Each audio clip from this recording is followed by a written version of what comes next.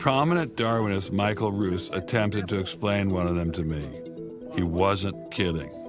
How did we get from an inorganic world to the world of the cell? Well, one popular theory is that it might have started off on the backs of crystals. My crystal ball.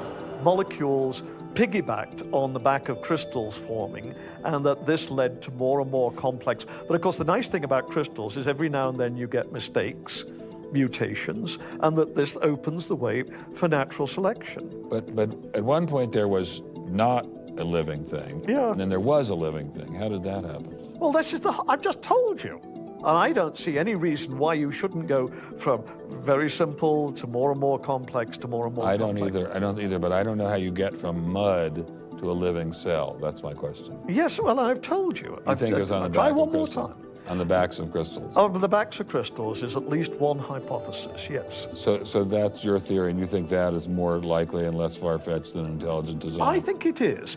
I wouldn't put Ben Stein's money on Dr. Roos's joyriding crystals, but it did make me wonder, what were the chances of life arising on its own? It's been speculated that probably there would have to be a minimum of about 250 proteins to provide minimal life function.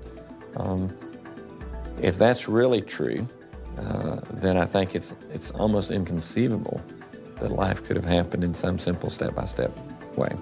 Okay, so the simplest form of life requires at least 250 proteins to function. What's so difficult about that? Welcome to the Casino of Life. Who wants to spin for a chance to win? Oh, sure. I'll give it a shot. What do I win? Take a look at this. Huh?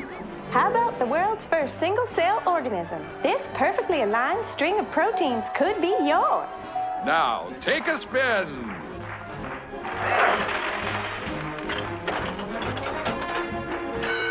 I won. Tina, tell him how many times he needs to do that to win the prize. 250. That's right, folks, and all in the correct order. But that's impossible. We've heard that before, haven't we, Richard? Come on, Mother Nature, do your thing.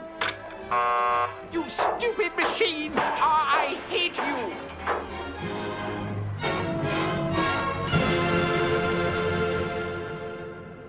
We're talking about something that's staggeringly improbable, roughly 1 in a trillion, trillion, trillion, trillion, trillion, trillion. Let all of life choose a million, a trillion, a trillion, trillion. The number is essentially zero. Something has to skew nature to choose the ones that work. So, in the game of life, it looks as if the house always wins. Luckily, some serious scientific minds have figured out a way to beat the odds. Directed panspermia. When faced with the overwhelming problem of the origin of life, Nobel Prize winner Francis Crick proposed this theory, that life was seeded on Earth, which basically means aliens did it. Crystals? Aliens? I thought we were talking about science, not science fiction. Hello, Professor Dawkins. How are you? I'm Ben Stein. I'm so sorry to keep you waiting. How are you? Fine, thank you. So, you believe it's liberating to tell people that there is no God? I think a lot of people, when they give up God, feel a great sense of release and freedom. Why do you think that? I mean, what's your dad? What's your scientist? What's your data? I think, well, I've had a lot of letters saying that, and I've... There are 8 billion people in the world, Dr. Dawkins. How many letters have you had? No, I haven't done that. That's quite true. Professor Dawkins seemed so convinced that God doesn't exist that I wondered if he would be willing to put a number on it.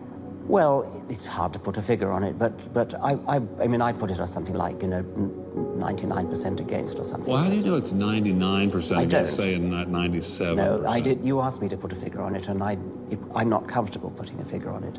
I think I just think it's very unlikely. What?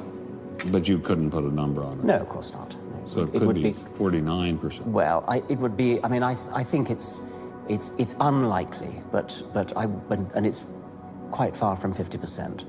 How do you know? I don't know. I mean, I put an argument in the book. Well, then who did create the heavens and the earth? Why do you use the word who? You see, you immediately beg the question by using the word who. Well, then how did it get created? Well, by a very slow process. Well, how did it start? Nobody knows how it started. We know the kind of event that it must have been. We know the sort of event that must have happened for the origin of life. And what was that? It was the origin of the first self-replicating molecule. Right, and how did that happen? I told you we don't know. So you have no idea how it started? No, nor has anybody. Nor has anyone else. What do you think is the possibility that intelligent design might turn out to be the answer to some issues in genetics or in evolution? It could come about in the following way. It could be that at some earlier time, somewhere in the universe, a civilization evolved by probably some kind of Darwinian means to a very, very high level of technology and designed a form of life that they seeded onto, perhaps this planet. Now, that is a possibility and an intriguing possibility. And I suppose it's possible that you might find evidence for that if you look at the details of biochemistry, molecular biology. You might find a signature of some sort of designer. Wait a second. Richard Dawkins thought intelligent design might be a legitimate pursuit? And that designer could well be a higher intelligence from elsewhere in the universe. Well, but that higher intelligence would itself have had to have come about by some explicable or ultimately explicable process. It couldn't have just jumped into existence spontaneously. That's the point. So Professor Dawkins was not against intelligent design, just certain types of designers, such as God.